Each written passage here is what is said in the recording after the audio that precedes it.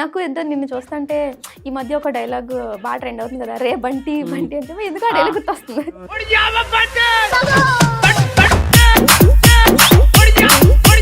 28 sir. Same question.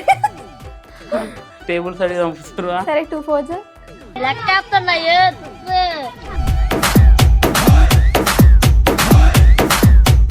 అదే అమ్మాయి నాకు 4K ఫాలోవర్స్ ఉన్నప్పుడు బీటెక్ ఫస్ట్ ఇయర్ లా ప్రపోజ్ చేసిందని మాత్రం చెప్పలేదు.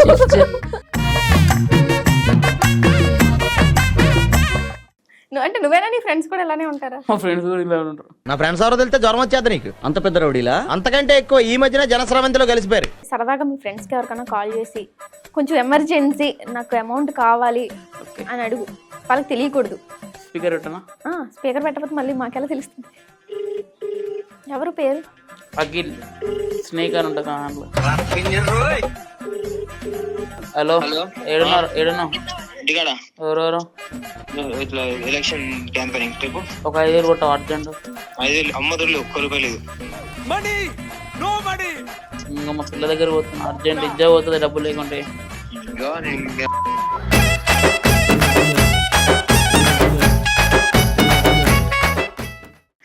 ఇంకొకరికి ఫోన్ చెయ్యి. నా పందెం 1000 ఆ డబ్బులు కొట్టడని.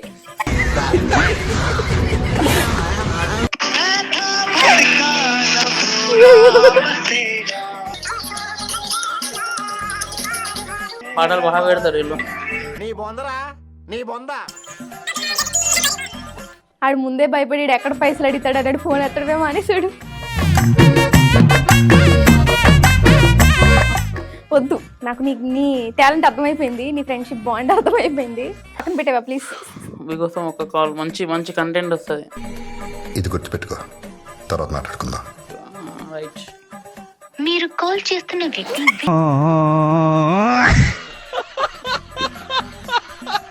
ఒకటోసారి, రెండోసారి, లాస్ట్ టైం ఫైనల్ కాల్.